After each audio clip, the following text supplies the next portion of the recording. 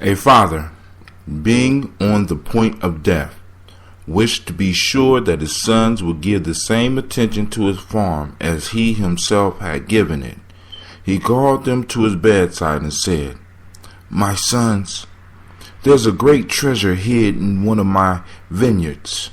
The sons, after his death, took their spades and mattocks and carefully dug over every portion of their land. They found no treasure, but the vines repaid their labor by an extraordinary and superabundant crop. This is Folk Tales for Grown Folks. That was an Aesop fable entitled The Farmer and His Sons. I am Brother Hatim, and man, like I said, these folk tales ain't just for kids. Listen, so let's get the lesson in here. Well, I've been gone for a while, so how y'all doing? Long time no hear. Alright, but listen, the farmer and his sons. Now, this is a crazy one. Because what this shows is that sometime to get people to do what's best for themselves, you have to fool them. Sometimes even lie to them to get them to do what's good for them. Now, the father wanted to make sure that the land that he had to pass on to his children just wouldn't go to waste. So he used their greed to get them to get out in those fields and start working around those vines. And in them working around those vines, although they didn't find the actual physical treasure that he had told them was there, they did produce a treasure. And that treasure was a super abundant crop. Extraordinary and super abundant crop. This means that their grapes probably were bigger than everybody else's.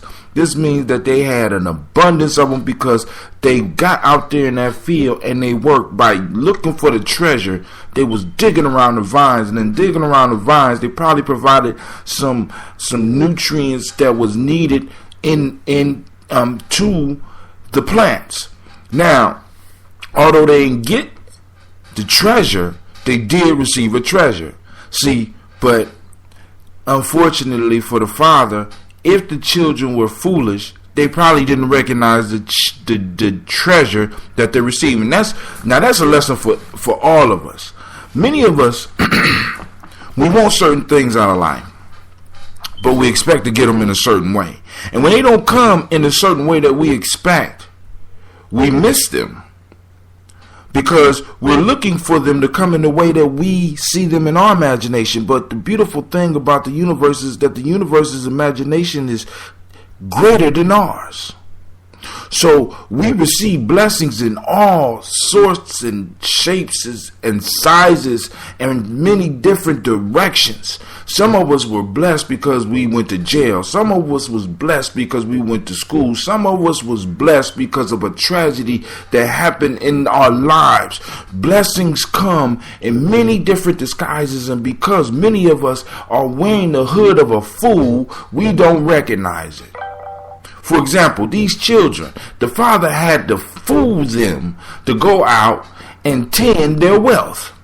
Their wealth was the field. The wealth wasn't the treasure in the field. The wealth was the field. The man obviously had more than one vineyard, so they had to go around all over. So they already had wealth.